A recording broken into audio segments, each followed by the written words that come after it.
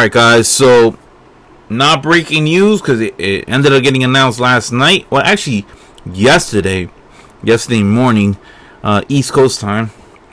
And the news that originally got announced was none other by Israel Adesanya. Yes, he ended up announcing that he'll be fighting against Dricus Du Plessis in the main event of UFC 305 in Perth, Australia. I believe that is August 17th. And Israel Adesanya broke it before the UFC had a chance to break it. No, the UFC probably wasn't happy about that. Dana White later that day goes on Jim Rome's show, and he confirms that yes, it is 100% accurate that Israel Adesanya is going to be fighting Dricus Du Plessis. And I gotta say, I cannot wait for this fight. This is the fight that I've been wanting to see for quite some time, because we were supposed to get this fight last year, but because of bad matchmaking, well, not bad matchmaking, but bad timing on trying to conduct all these matchmakings, when you put the majority of your Australian, New Zealand fighters to fight on International Fight Week, knowing that you were going to be going to Perth, Australia in September, right? And you put out this ridiculous thing where the winner of this match is going to be, the number one contender. Well, how are they going to be the number one contender, all right, in about making the turnaround in 6 week span, right? Knowing that, hey, this is going to be a very big opportunity. And what I'm talking about is when Robert Whittaker versus Dricus Du Plessis fought. I was on vacation and I still managed to find that, to watch that fight. And Dricus Du Plessis just ran through Robert Whittaker and just beat the brakes over him inside of a round. And what's it called? They was given the opportunity. They had the infamous, face off to one another. Adesanya pumping his chest in the stands, saying that he manifested this because he wanted a quick, easy knockout from Dricus. And now, after all that, UFC couldn't come to terms with Dricus because Dricus wanted to have a little bit more time. Inputs Sean Strickland, ruins the whole game plan, and now you get this big, I want to say superstar, but you got a star in the making of Sean Strickland, where fans are stand behind him and this, that, and the third. Where, in my opinion, my personal opinion is that Sean Strickland's a big fan of selling fights, but delivering them, not really, because fight to the death and all that other crap, right, doesn't really come forward with that. But anyways, he ended up winning the belt against Israel Adesanya. He tries to defend the belt in Canada, all right, of all places, and Dricus ends up winning it.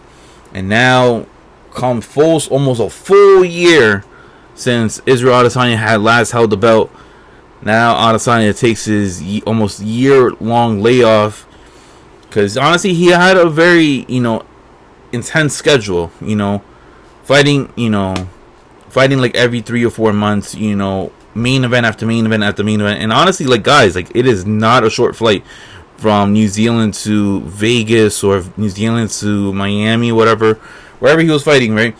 Those are long, intense flights. And honestly, what he was doing was pretty impressive. Him and Volkanovski, the UFC was able to always rely on them to, every other couple months, hey, can you main event this? Can you main event that? And bam, they were able to save cards and stuff like that, And, that's also how they ended up becoming, big superstars. And now Adesanya has not been in the spotlight, said he wanted to take some time off. I know he ended up one time saying that he wanted to take time off for about 3 years. I mean, nobody really bought into that.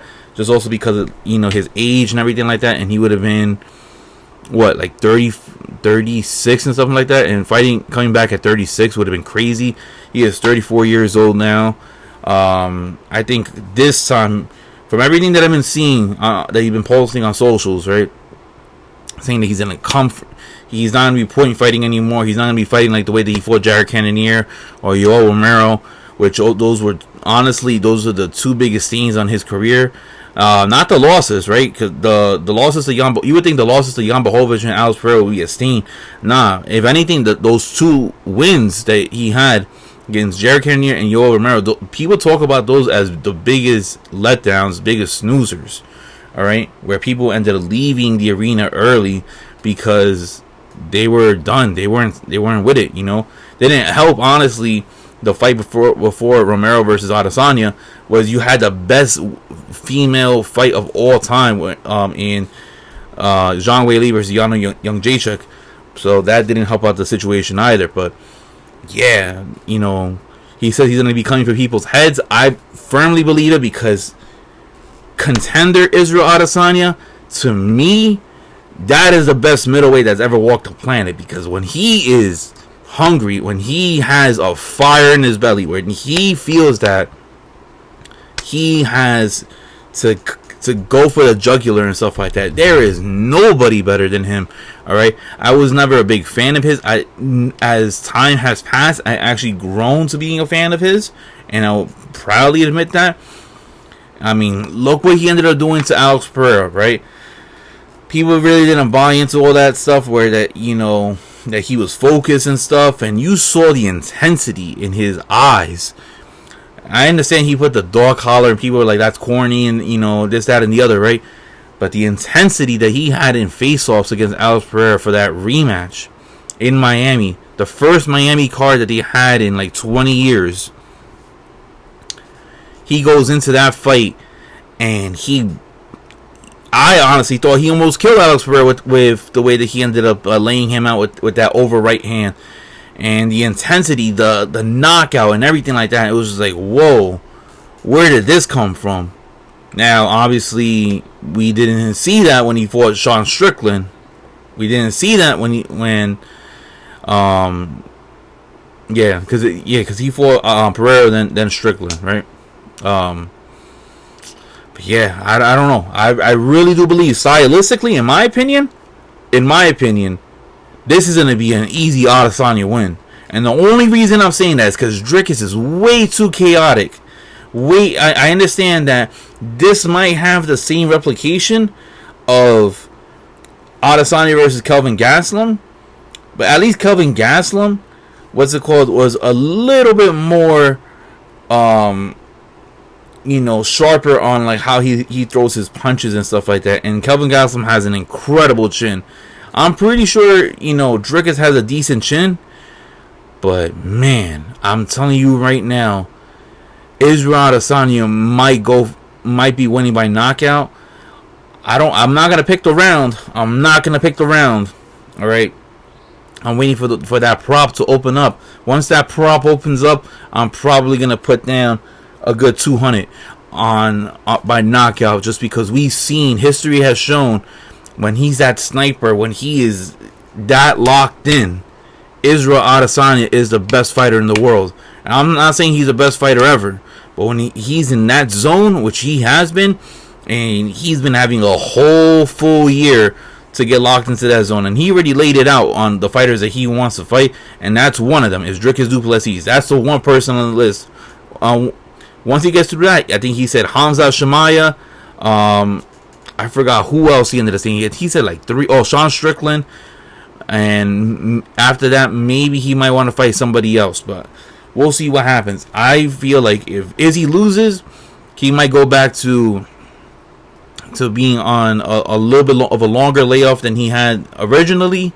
If not, you just book him with Hamza Shemaya so he can get that itch out of his belly and go forward. But yeah, Israel Adesanya, Dricus Du Plessis, main event for the middleweight championship of the world. It's rumored. There's nothing official yet. You're going to get Steve Erceg versus Kai Kara France. It looked like you saw Jack Della on that board as well, too.